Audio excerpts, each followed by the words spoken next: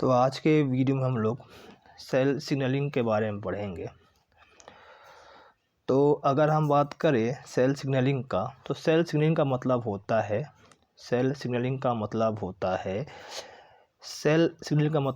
है सेल के बीच आपस में कम्युनिकेशन। सेल्स केमिकल मैसेंजर की हेल्प से सिग्नल सेंड और रिसीव करते हैं। जो सेल्स हैं ये केमिकल मैसेंजर की हेल्प से सिग्नल सेंड और रिसीव करते हैं ताकि बॉडी के फंक्शंस काफ़ी अच्छे से चल सके। अब सेल सिग्नलिंग ज़रूरी है ताकि ग्रोथ हो सके। सेल सिग्नलिंग क्यों ज़रूरी है? क्योंकि ग्रोथ हो सके, सेल्स में हार्मोन का कंट्रोल हो, इम्यून रिस्पॉन्स एक्टिवेट हो, blood pressure, temperature, metabolism maintain हो। तो सेल सिग्नलिंग ज़रूरी है जिससे सेल की ग्रोथ हो, हार्मोन का कंट्रोल हो, इम्यून रिस्पॉन्स एक्टिवेट हो, ब्लड प्रेशर, टेम्परेचर, मेटाबॉलिज्म ये सब मेंटेन हो, डिजीज़ या इन्फेक्शन का पता चल सके। अब सेल सिग्नलिंग कुछ बेसिक स्टेप्स हैं। तो जो सबसे पहला स्टेप है ये है सिग्नल का प्रोडक्शन। तो एक सेल केमिकल मैसेंजर बनाता है। अब केमिकल मैसेंजर क्या हो सकते हैं? ये हार्मोन हो सकते हैं, साइटोकाइन हो सकते हैं और ये न्यूरोट्रांसमीटर हो सकते हैं। अगला स्टेप है सिग्नल रिलीज। तो ये जो मैसेंजर है ये ब्लड या एक्स्ट्रा सेलुलर फ्लूइड में रिलीज होता है। जो सिग्नल का प्रोडक्शन हुआ है कि जो केमिकल मैसेंजर के थ्रू ये सिग्नल का प्रोडक्शन हुआ है, ये जो मैसेंजर हैं ब्लड या एक्स्ट्रा सेलुलर फ्लूइड में रिलीज होता है। अगला स्टेप है सिग्नल का रिसेप्शन। तो टारगेट सेल पर रिसेप्टर मैसेंजर को पहचानता है। टारगेट मतलब जिस सेल में इस मैसेज को पहुंचाना है वहाँ पर उसको टारगेट सेल पहचानता है। उसके बाद क्या है? अगला स्टेप है रिस्पॉन्स। तो सेल में रिस्पॉन्स होता है जैसे जीन एक्सप्रेशन होगा, मेटाबॉलिज्म चेंज होगा। तो ये 4 स्टेप है। पहले सिग्नल प्रोडक्शन होगा, फिर सिग्नल रिलीज होगा, फिर सिग्नल का रिसेप्शन होगा, फिर रिस्पॉन्स होगा। अब अगर हम बात करें केमिकल मैसेंजर के प्रकार की, तो केमिकल मैसेंजर हार्मोन हो सकते हैं। अब ये हार्मोन इंडोक्राइन ग्लैंड से बनते हैं। एग्जाम्पल के लिए इंसुलिन या एड्रीनालिन। ये केमिकल मैसेंजर न्यूरोट्रांसमीटर हो सकते हैं। न्यूरोट्रांसमीटर ये नर्व सेल रिलीज करते हैं जैसे डोपामीन हो गया, एसिटाइलकोलिन हो गया। केमिकल मैसेंजर साइटोकाइन हो सकते हैं। साइटोकाइन ये इम्यून सेल्स रिलीज करते हैं। एग्जाम्पल के लिए इंटरल्यूकिन्स। ये जो केमिकल मैसेंजर है ये ग्रोथ फैक्टर हो सकते हैं। ये ग्रोथ और रिपेयर में हेल्प करते हैं। अब हम बात करते हैं सेल सिग्नलिंग के टाइप्स के। ये टाइप्स हैं डिस्टेंस के आधार पर कि एक सेल को अपने मैसेज को कितनी दूर तक सेंड करना है। तो अगर हम बात करें तो पहला टाइप है इंडोक्राइन सिग्नलिंग।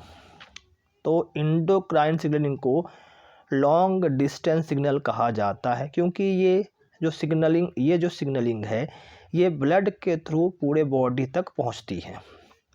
एग्जाम्पल के लिए है जो इंसुलिन है पूरे बॉडी में शुगर को कंट्रोल करता है।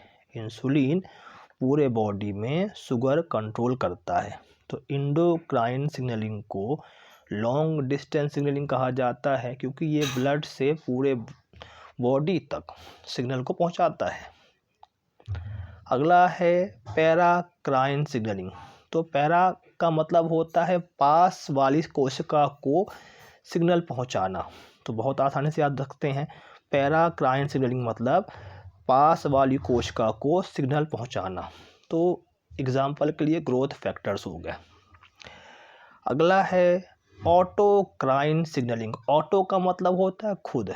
जब सेल खुद को सिग्नल देता है, जैसे एग्जाम्पल के लिए हो गया कैंसर कोशिका खुद को सिग्नल देता है जिससे वो खुद ही सेल ग्रोथ करती रहती है।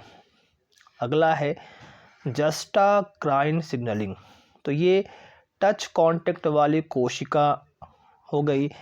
तो ये इम्यून सेल का एक्टिवेशन कराते हैं। टच कांटेक्ट वाली कोशिका ये इम्यून सेल एक्टिवेशन कराते हैं।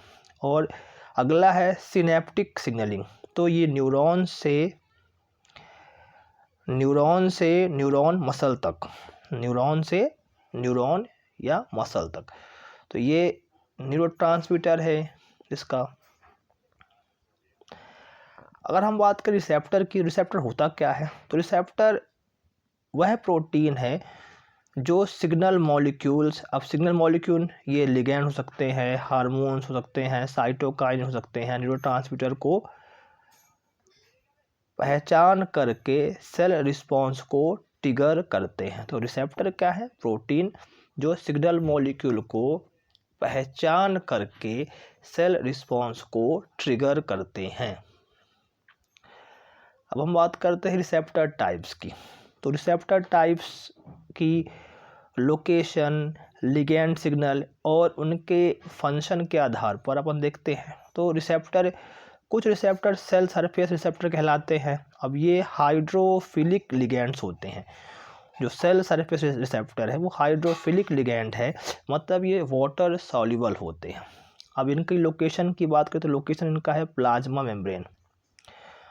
तो लिगैंड या सिग्नल है ये वाटर सॉल्युबल सिग्नल्स हैं, ये पेप्टाइड्स या न्यूरोट्रांसमीटर्स होते हैं।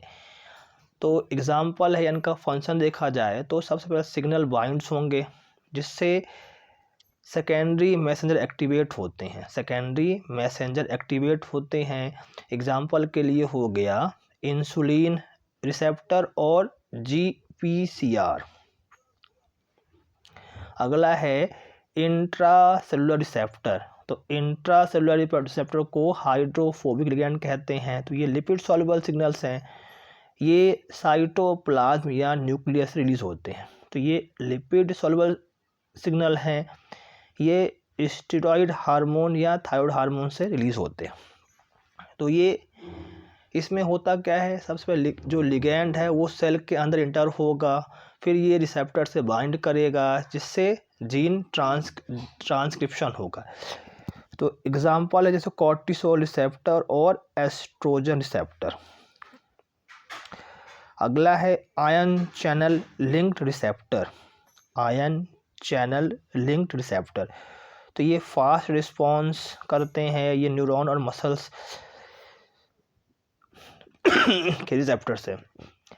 तो ये प्लाज्मा मेम्ब्रेन है, इसकी लोकेशन है, ये न्यूरोट्रांसमीटर्स हैं। एग्जाम्पल की बात करें, फंक्शन की बात करें तो ये सबसे पहले लिगैंड बाइंड करेगा तो जिससे आयन चैनल ओपन होगा और मेम्ब्रेन का पोटेंशियल चेंज हो जाएगा। एग्जाम्पल के लिए जैसे है निकोटीनिक एसिटलकोलिन रिसेप्टर।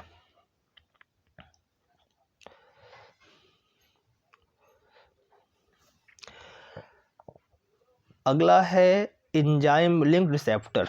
तो एंजाइम लिंक्ड रिसेप्टर का जो लोकेशन है प्लाज्मा मेम्ब्रेन है, लिगैंड या सिग्नल है, ग्रोथ फैक्टर, हार्मोन्स। इनकी फंक्शन की बात करें तो लिगैंड बाइंड करेगा जिससे इंट्रिंसिक एंजाइम एक्टिविटी एक्टिवेट हो जाएगी, इंट्रिंसिक एंजाइम एक्टिविटी एक्टिवेट हो जाएगी जिससे फॉस्फोराइलेशन कास्केड होगा और हो जाएगा। तो एग्जाम्पल है जिसका RTK रिसेप्टर टायरोकाइनेस। अगला है G प्रोटीन कपल्ड रिसेप्टर। तो इसकी भी लोकेशन है प्लाज्मा मेम्ब्रेन और लिगैंड या सिग्नल है हार्मोन्स और या न्यूरोट्रांसमीटर। तो लिगैंड बाइंड होगा तो GPCR से जी प्रोटीन से सेकेंडरी मैसेंजर। एग्जाम्पल हो गया एडेनिलिन रिसेप्टर्स। हम बात करते हैं सिग्नल ट्रांसडक्शन पाथवे की। तो सिग्नल ट्रांसडक्शन पाथवे की बात करें तो सिग्नल ट्रांसडक्शन पाथवे एक प्रोसेस है जिसमें एक्स्ट्रा सेलुलर सिग्नल लिगैंड या हार्मोन को सेल के अंदर रिस्पॉन्स में कन्वर्ट किया जाता है। सिग्नल ट्रांसडक्शन पाथवे एक प्रोसेस है जिसमें एक्स्ट्रा सेलुलर सिग्नल, सेल के एक्स्ट्रा सेलुलर सिग्नल, लिगेंड या हार्मोन को सेल के अंदर रिस्पॉन्स में कन्वर्ट किया जाता है। अगर हम बात करें टाइप ऑफ सिग्नल ट्रांसडक्शन की, तो जैसे CAMP या PKA पाथवे, तो फंक्शन की बात करें तो हार्मोन्स GPCR से फिर GPCR से कैंप हो गया, फिर कैंप से PKA हो गया और PKA से टारगेट प्रोटीन हो गया। एग्जाम्पल है इसका एड्रेनलिन सिग्नलिंग। अगला है IP3 डैग कैल्शियम पाथवे, तो हार्मोन से GPCR से PLC से IP3 डैग से कैल्शियम रिलीज होगा, कैल्शियम से PKC एक्टिवेट होगा। एग्जाम्पल हो गया वैसोप्रेसिन। अगला है receptor tyrosine kinase pathway RTK, तो ग्रोथ फैक्टर RTK को RTK से फिर रैस मैप के कास्केड और मैप के कास्केड जीन एक्सप्रेशन करवाएगा। एग्जाम्पल हो गया EGF सिग्नलिंग। अगला है जैक स्टैट पाथवे, तो साइटोकाइन रिसेप्टर, ये जैक स्टैट को स्टैट न्यूक्लियस और न्यूक्लियस से जीन एक्सप्रेशन होगा। एग्जाम्पल है इंटरफेरॉन सिग्नलिंग। अगला है नॉच सिग्नलिंग, तो नॉच सिग्नलिंग मतलब जस्टाकाइन पाथवे से ये सेल फेट डिटर्मिनेशन कराता है डेवलपमेंट के दौरान। अब कुछ हम बात करते हैं कॉमन सेकेंडरी मैसेंजर के, यहाँ से भी क्वेश्चन आ जाते हैं। तो जो कॉमन सेकेंडरी मैसेंजर है कैंप हो गया, ये मेटाबॉलिज्म को रेगुलेट करता है। कैल्शियम हो गया, ये मसल्स कॉन्ट्रैक्शन या न्यूरोट्रांसमिशन कराता है। IP3 हो गया, ये कैल्शियम रिलीज में हेल्प करता है। और डैग हो गया, ये प्रोटीन काइनेस C को एक्टिवेट करता है।